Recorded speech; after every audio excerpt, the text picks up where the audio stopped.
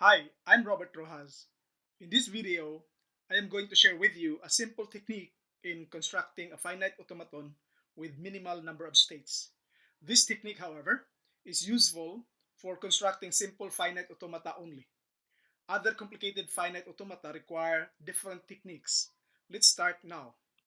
Suppose you are asked to construct a deterministic finite automaton or DFA that accepts any string of zeros and ones containing the substring 101. First, you have to figure out what are the input symbols or the elements of the set sigma, that is the alphabet. Then figure out what is the minimum requirement or the minimum acceptable string.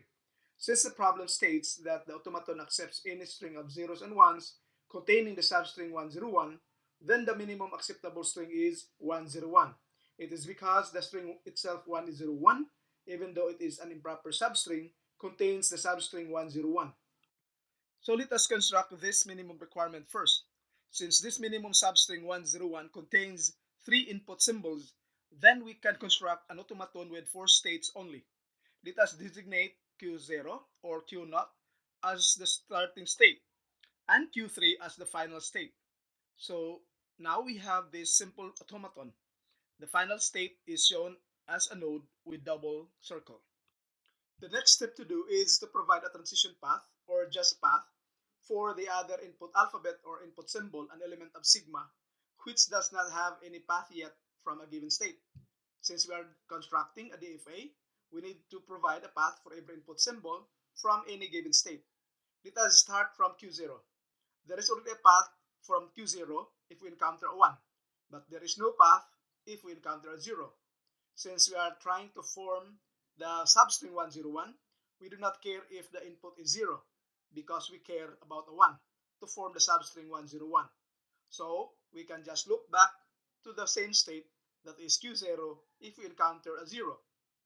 Let us continue providing a path for input 1 from Q1. There is already a path from Q1 if we encounter a 0, but there is no path if we encounter a 1. If we are in Q1, we already encountered a single 1, which might be the start of the substring 101. Since we are trying to form the substring 101 and we already have encountered a single input 1, we now want to encounter a 0, not a 1, to form the substring 10. But if we encounter another 1, it can still be the start of the substring 101. So we can just loop back to the same state, that is Q1, if we encounter another 1. Because again, if we are in Q1, we have encountered at least a single input 1. Let us continue providing a path for input 0 from Q2. There is already a path from Q2 if we encounter a 1, but there is no path if we encounter a 0. If we are in Q2, we already encountered the substring 10, which might be the start of the substring 101. Since we are forming the substring 101 and we already encountered the substring 10, we now want to encounter a 1, not a 0, to form the substring 101. But if we encounter a 0, it makes the substring 100. This substring 100 cannot form the substring 101 anymore.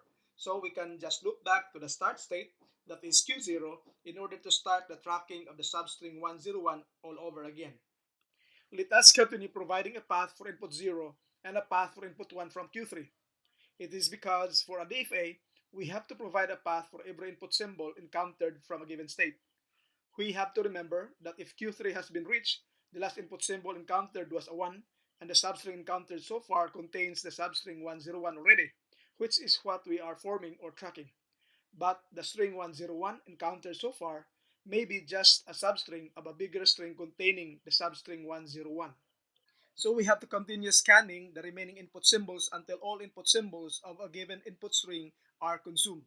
After the entire input string has been scanned, that is the time we have to stop scanning. Then the automaton determines whether the input string is valid or not. If the last state is one of the elements of the set of final states, then the input string is valid or acceptable or part of the language. Otherwise, the input string is invalid or unacceptable or not part of the language. Let us continue providing a path for input 0 from Q3. We have to remember that when we are in Q3, we have already encountered the substring 101 and it already satisfies the requirement because the substring encountered so far contains the substring 101.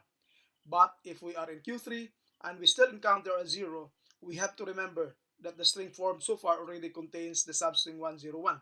So regardless of the number of succeeding zeros encountered from Q3, the string remains to be acceptable.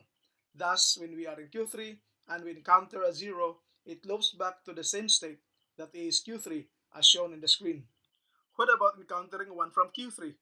We have to remember that when we are in Q3, we already encountered the substring 101 and the requirement is already satisfied because the substring already contains the substring 101.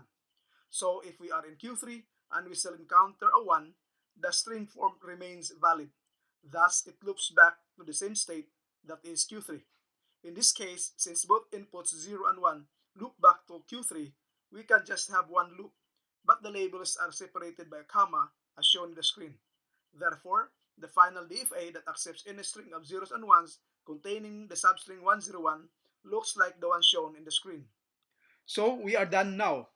As can be observed, every node or state has a path to another state or possibly loop back to the same state for every possible input symbol that will be encountered. Since we plotted the minimum string requirement at the start of the construction, then a DFA with a minimal number of states is generated. Try changing any of the paths constructed and you will definitely end up having some invalid strings as acceptable and some valid strings as unacceptable.